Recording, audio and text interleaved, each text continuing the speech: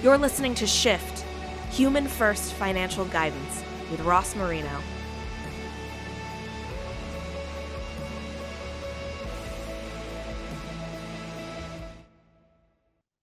Today, we are shifting the conversation with Lane Schoenberger from YRefi. Hello, Lane.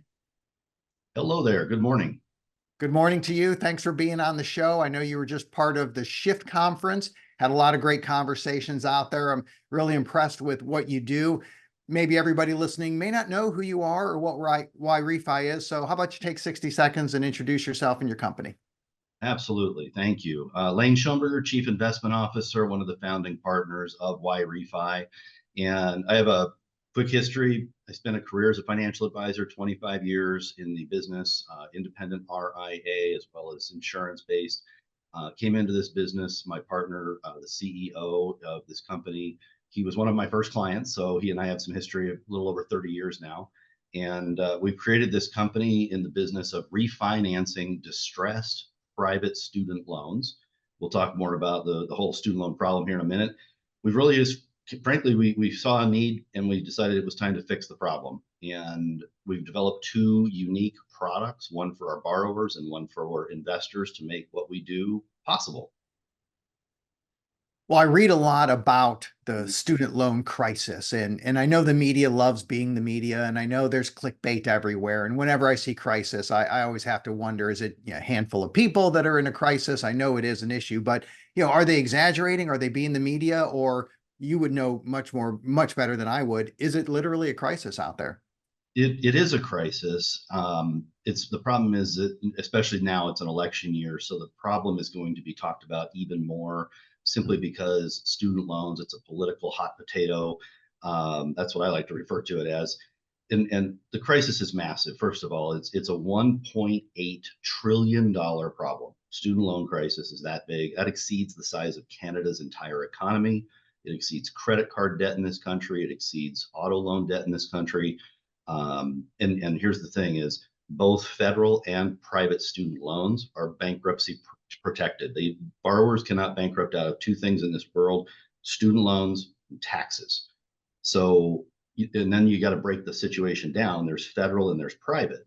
Okay. And we only deal on the private side. So let's talk about both really quick.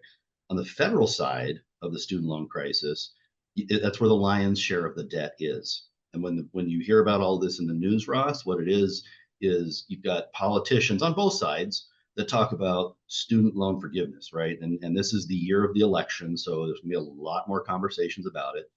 What they're talking about and what they fail to clarify when they're on stage and having these conversations is they're only talking about federal student loans. They cannot forgive private loans. They're two different animals. They're still bankruptcy protected together, but they're two different animals. Yeah, and that's it is a hot topic. So every time I hear it, it's one of those topics that even in my brain, I have a bunch of thoughts that pop into it. Some are probably productive, some not so much. So I'm going to withhold a whole bunch of them there. But I know it's an issue. It's an issue out there, and just the stat that there's more student loan debt than credit cards or auto loans. I instantly type that down. So it begs the question: how did we get to this point? Well, it's a interesting and somewhat sad situation how we got here. So let's go back in history a little bit. In 2006, 2007, the total student loan debt load on this country was $685 billion, which is a lot of money. But compared to today, that's nothing. I mean, it's nothing. Well, and I won't pin this on any particular politicians. I'll just say that was during the Obama administration, all lending was pulled back into the Department of Education. Just kind of get a timeline, right? So when that happened and the government became fully involved and removed the opportunity from the private sector, capitalism, ultimately what you have is colleges raising their prices. We've had a college inflation rate of well over 10% a year since 2007, 2008, because the money supply became frankly very liberal and access to the cash. So now before inflation, you had this massive inflation rate of college tuition costs. Fast forward to 2012, 13, and that starts to go back into the private markets at which point in time companies like SoFi, LendKey, Credible all pop up, and lending is now kind of split between the two. And at that point in time, the student loan debt crisis had grown from the 685 billion to over $1 trillion, and it continues to grow. Fast forward to today, and you add in inflation, and what you've got is a $1.8 trillion federal and private student loan debt problem. Now, COVID happens, and they put the entire federal portfolio into forbearance. What a lot of people don't know is the private portfolios did not go into forbearance. Those people still had to keep making those payments, which created people with a lot of confusion. So now you've got people going into default on their private loans, thinking they didn't need to pay. For whatever reasons, they went into default. Well, in 2017, when we started YRefi, the defaulted private student loan market was $21 billion. Well, to add to the problem, most people don't know, private student loans are almost all variable interest rate loans. So the last 2.5 years, people have just been crushed, absolutely decimated. And that market now is over $45 billion. Tack in the fact that the federal portfolio went back into repayment, and you've got 37 million Americans all of a sudden making payments on loans. They don't know who they owe, how much they owe, none of it. It was estimated that 50% of the federal portfolio would be in default, and that's about where they're at right now. Yeah, those are mind-boggling numbers, and I know it's been getting worse over the last few years. How about we look forward? Is anything going to change in the near future? I mean, you're going to be plugged in. What do you see coming in the next few years? I see the conversation around, the political conversation about student loan forgiveness continuing. I think that'll never go away. And what's interesting is when we get asked the question about it usually starts with, because Biden's in office right now, what if Biden forgives all the student loans? Biden can't forgive all the student loans, first of all. Second of all, he can only talk about federal, and even there, he's getting challenged in every which way. So we're only dealing in the private stuff. And a lot of people, when you look at it, most borrowers that have private loans also have federal loans. So frankly, forgiveness of federal would actually help our borrowers, not that we agree or endorse it. It wouldn't hurt us. It would actually help us, and therefore our investors. So it's kind of an interesting paradigm that we're in right now. I don't see the situation getting any better. I think it's going to get worse before it gets better, simply because interest rates continue to stay high. We see people calling in that are, it's really starting to impact the white collar folks now. I mean, the blue collar got crushed a while ago. The white collar folks are getting it now because they tend to have a little larger loan balances. You got your doctors, your lawyers, your dentists, your veterinarians. They're calling in $150,000, $200,000 worth of student loan debt, and they're paying 16, 17, 18%, and they're not in default yet. It's a second mortgage payment. It's unaffordable. So if YRefi isn't around, now I know you saw that there's a problem, you needed a solution. So take YRefi out of the equation. If I'm a financial planner, you're an RIA, if we're working with clients that have significant student loans, what are the traditional paths that people were taking to try to address this? So it's a good question. There's two sides. On the federal side, if you happen to have federal student loans, they've got a whole bunch of different solutions.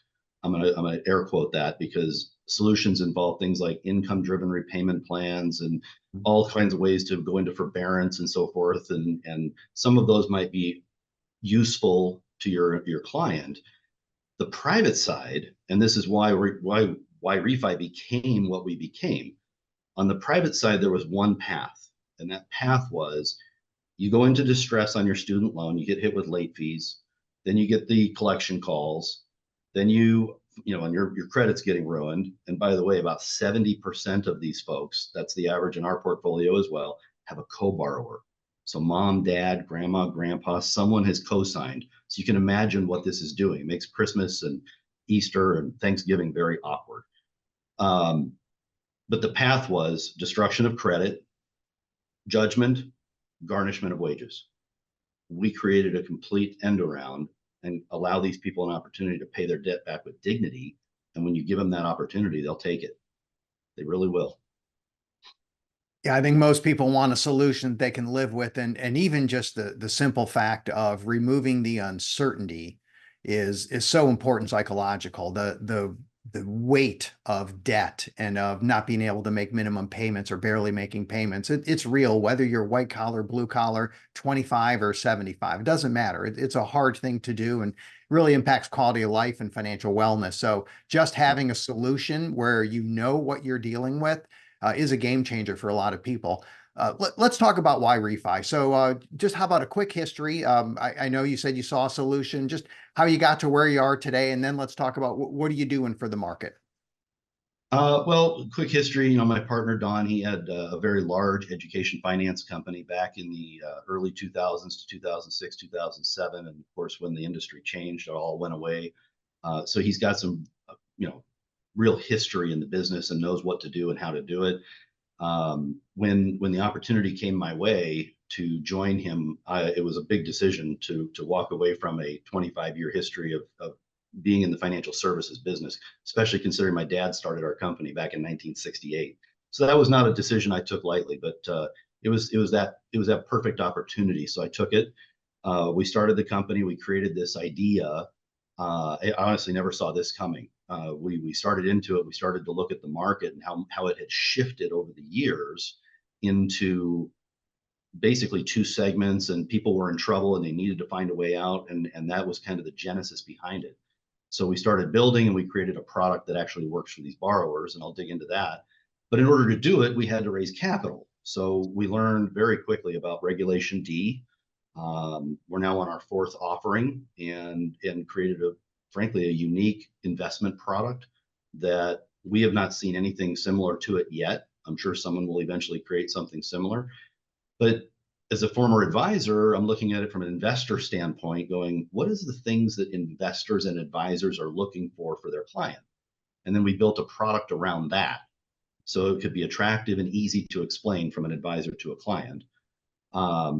And that's how we built our investment side. On the borrower side, we had to build something that they could afford, right? So we kind of backed into the equation and built a product that allowed someone with a bad credit score to actually get a low fixed interest rate, custom built loan that they can pay with dignity. Does that make sense? Totally. And it is such a relief, especially when you're working with the people that actually would struggle to refinance anywhere else. Correct. And we can dig into both sides of the product, but I want to share this because this is really kind of the fun part for me. We decided it was time to get some borrower testimonials. This was right after COVID started. And I stepped up and I was like, hey, I want to do the borrower testimonials. I want to talk to these people. I don't get to ever meet them. I'm not on the call floor, so I don't get to have that opportunity. I'd like to talk to them. And that quickly became, frankly, I do it now because it fills my cup. It's fun. But I like to talk with these people and hear what I don't even want their file in front of me. I just want to have a conversation with them because I don't want to be jaded by what's in the file. Ross, let me tell you what, the stories that I hear from these people, and it's a common theme, sadly, the debt, like you said earlier, is so intense, it's so crushing that it is not uncommon for me to hear stories of, I was ready to throw in the towel. Like they're talking different ways of ending the entire problem. And it affects me. It's terrifying to listen to. And then I'm having this conversation with these people and they're happy and listen to the testimonials. Those are real borrowers, right? They're giddy. They're giddy because they finally have a new lease on life. And it's like, okay, we fixed this. This is why we do what we do, right? Helping these people actually get their life back. So it's kind of fun. And you can see it in the borrower testimonials. You can see it in the Google reviews. Those are all real people. I love seeing those things. Got another one this morning. I'm like, love it. So we'll talk about how we build, how the product works and all of that, and dig into it just a little bit when you're ready.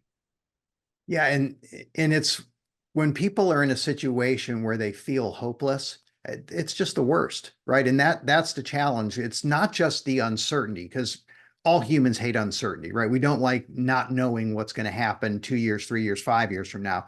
That's bad enough. But when you're actually in a situation where you feel hopeless, that's the dreadful place to be. And it impacts mental health, psychological health, physical health, your job, all relationships. It's a systemic impact when you're under that type of duress. So that's why I think these solutions people need to know about. So yeah, let's take a few minutes and dive into the weeds. Tell us about the product.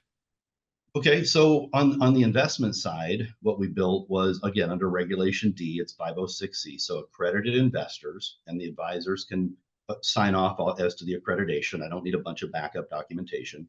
Mhm. Minimum investment $50,000. They or their client can create an income ladder. So we have 5 different investment options: a 1, 2, 3, 4, and 5 year note, where we calculate interest on a daily basis, and we make monthly payments of interest only to the client. Now, here's where things get really cool. We've actually built all of the software around this, so an investor or the client or the advisor can go right online and do all of this I'm going to share. You can go right online and turn that interest income on or off, up or down, in 1% increments or by dollar amount, as often as monthly. So you have complete and total control over the income flow. If you don't need the income, great, let it compound. So they can invest in qualified or non-qualified account types. There's a liquidity feature. We think it's frankly a little bit better than a CD, very liberal in the sense that if the client wanted a partial or full redemption of their investment, they can do that. And here's how it works. Client is given credit for the amount of time that they have been invested as a percentage of what they agreed to. So quick example, let's say they pick the 1 year note. 6 months in, they need their money back, or 50% of the way through. Okay, you keep 50% of the interest to date. If you're in for 80% of the time, you keep 80% of that interest to date. It's that simple. It doesn't matter which term you're in or terms. There's also a roll-up feature, because what we've experienced is some people are like, I need to check this out. Maybe I'll invest in the 1 year and then we'll see how it goes. So we offer a feature where at the end of the term or terms that you're in, as they mature, you can lock in all of your gains and then roll up to anything above you and finish out that term.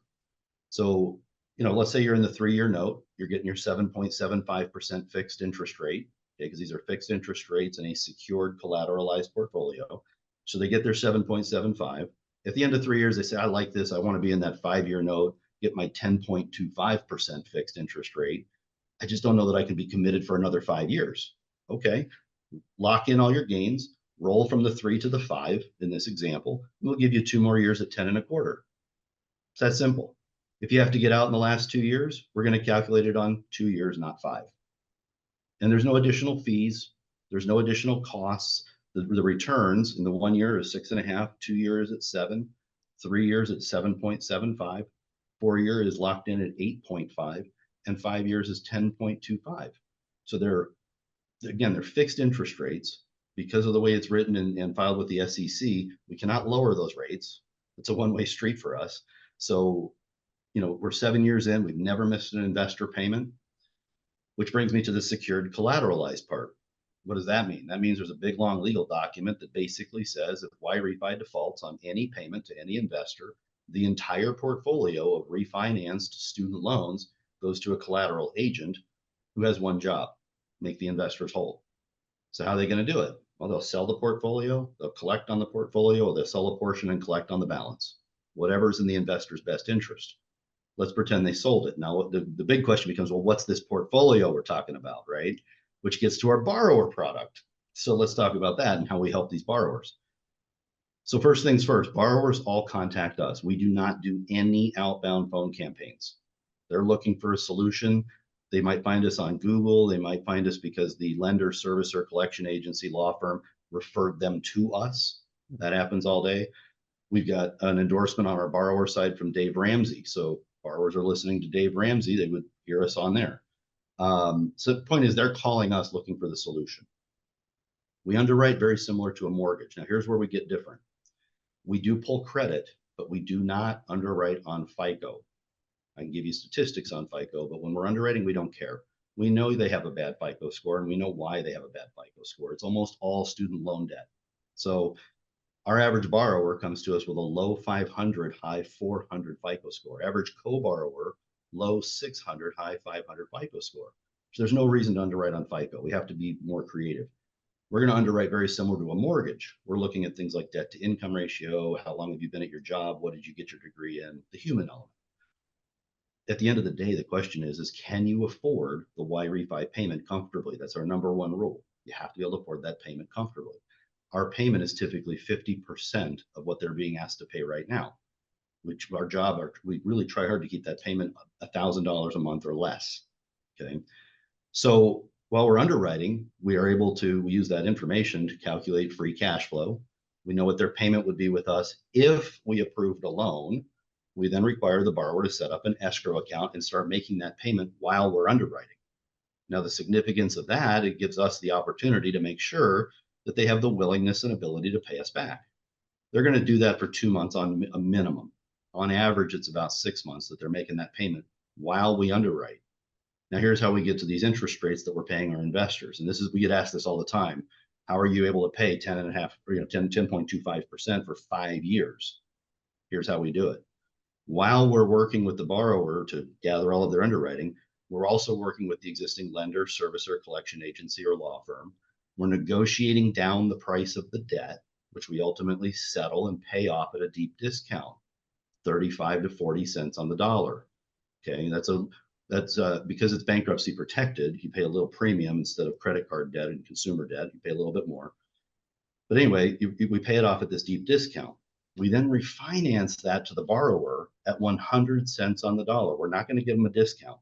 Now, a lot of people ask, why don't we? And the answer is, if we do, we could, we won't. If we do, though, the borrower gets hit with what's called cancellation of debt income tax. Now they have an IRS problem.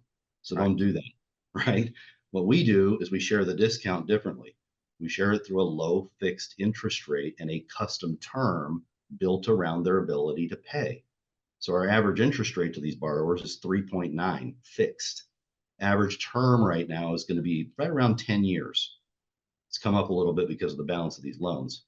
So these are not long-term predatory loans. They're short-term custom tailored loans built around that borrower's ability to pay, you see. So now the big question is how's it working? Well, we're 7 years in and our aggregate default rate is sitting about 1% since inception. So it's doing beyond what we expected. Borrowers are crushing it, right? It's winning. So kind of fun to watch them win. That's all there is to it. Really unique solution. Glad you guys are out there. It certainly is an issue that needed to be addressed, and private sector comes up with a solution. So way to go. Congrats on getting it up and running, continuing to grow. If advisors want to learn more about it, how can they reach you guys? Well, I would, Wendy, my associate, was with me at the Shift conference. I would ask that if anybody that's listening would reach out to Wendy. You can call her on her phone number. I'm going to read it here: 623-887-6729. It's 623-887-6729. Or you can email her. It's WAvery, AVERY, at yrefi.com. So reach out to her anytime. If you go to the website, investyrefi.com, you can check it out. There's actually a very cool simulator there where you can go in and simulate what an investment would look like with your client. And if you fill out the little card, the little form to say you were at the Shift conference, and you talk to Lane and Wendy, and that way she can get back to you. Because I got a whole team of people here. I'd like to make sure that she gets the people from the Shift conference that reach out. So thank you for doing that. Sounds great. Lane, thanks so much for being on the show today. Hey, the pleasure was mine. Thank you for having me.